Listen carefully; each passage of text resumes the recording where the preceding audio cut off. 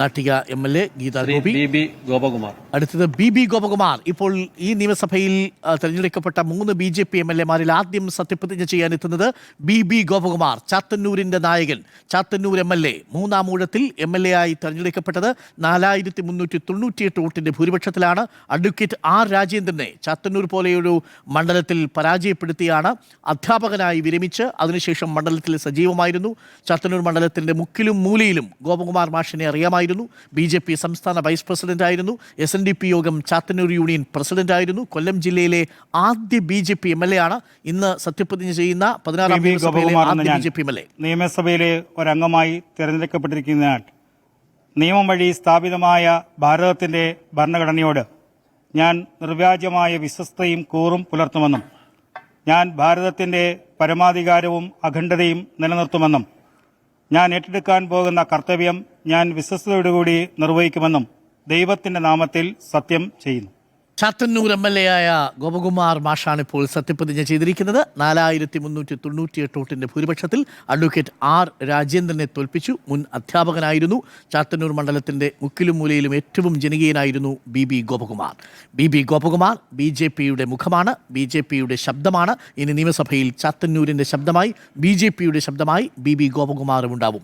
ഇക്കുറി തെരഞ്ഞെടുക്കപ്പെട്ട 3 BJP MLA-മാരിൽ ചാത്തന്നൂരിൽ നിന്നുള്ള MLA ആണ് BB ഗോപകുമാർ. പ്രതീക്ഷിച്ചിരുന്നതാണെങ്കിൽ പക്ഷേ ഇക്കുറി സഭയിലെത്താൻ കഴിയുമെന്ന് കരുതിയിരുന്നില്ല. പക്ഷേ അപ്രതീക്ഷിത അടിയൊഴുക്കുകൾ ഉണ്ടായിരുന്നു. ചാത്തന്നൂരിൽ അങ്ങനെ BB ഗോപകുമാർ MLA ആയി. അടുത്തത് TK ഗോവിന്ദൻ സഭയിലേക്ക് ആദ്യം എത്തുന്നു.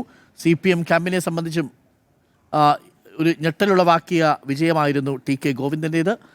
TK ഗോവിന്ദൻ തളിപ്പറമ്പിൽ നിന്നാണ് വരുന്നത്. 12551 വോട്ടിൻ്റെ ഭൂരിപക്ഷമാണ്.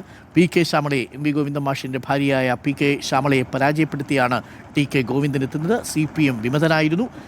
MV ഗോവിന്ദനെതിരെ കലാപക്കൊടി ഉയർത്തിയാണ് തളിപ്പറമ്പിൽ മത്സരിക്കാൻ ഇറങ്ങുന്നത്. അതാകട്ടെ UDF-നെ സംബന്ധിച്ച് വലിയ ആവേശമായി മാറുകയും ചെയ്തു. തളിപ്പറമ്പിലെ ആദ്യ UDF MLA എന്ന പ്രത്യേകത കൂടിയുണ്ട് നിലവിൽ TK ഗോവിന്ദന്. മുൻ CPM ജില്ലാ സെക്രട്ടേറിയറ്റ് അംഗമാണ്. ഇടതുകോട്ടയെ തകർത്താണ് TK ഗോവിന്ദൻ്റെ വരവ്. TK ഗോവിന്ദൻ്റെ വരവ് ഇടതു കേന്ദ്രങ്ങളെ അക്ഷരാർത്ഥത്തിൽ ഞെട്ടിച്ചു എന്ന് വേണം പറയാൻ. തൊട്ടടുത്ത് പയ്യന്നൂർ മണ്ഡലത്തിലും വലിയ ചലനമുണ്ടാക്കിയിരുന്നു. TK ഗോവിന്ദൻ CPM-ന്റെ സഹയാത്രികനും ജില്ലാ സെക്രട്ടേറിയറ്റ് അംഗവുമായിരുന്നു. ആ TK ഗോവിന്ദനാണ് CPM-നെതിരെ മത്സരിച്ചത്.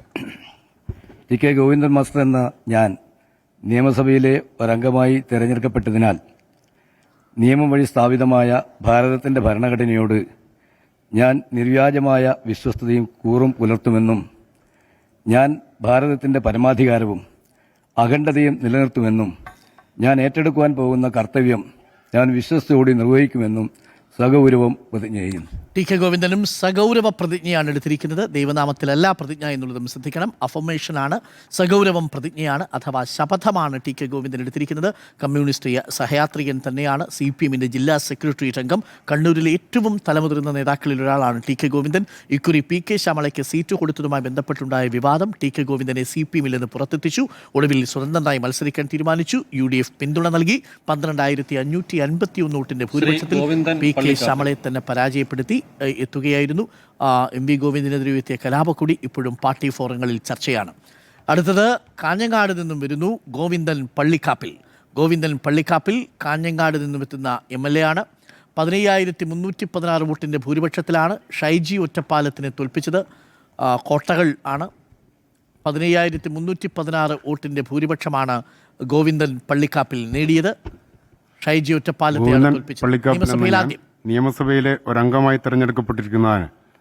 നിയമവഴി സ്ഥാപിതമായ ഭാരതത്തിന്റെ ഭരണഘടനയോട് ഞാൻ നിർവ്യാജമായ വിശ്വസ്തതയും കൂറും പുലർത്തുമെന്നും ഞാൻ ഭാരതത്തിന്റെ പരമാധികാരവും അഖണ്ഡതയും നിലനിർത്തുമെന്നും ഞാൻ ഏറ്റെടുക്കാൻ പോകുന്ന കർത്തവ്യം ഞാൻ വിശ്വസ്തയോടുകൂടി നിർവഹിക്കുമെന്നും സഗൗരവം പ്രതിജ്ഞ ചെയ്യുന്നു. CPI-യുടെ ദേശീയ കൗൺസിൽ അംഗമാണ്.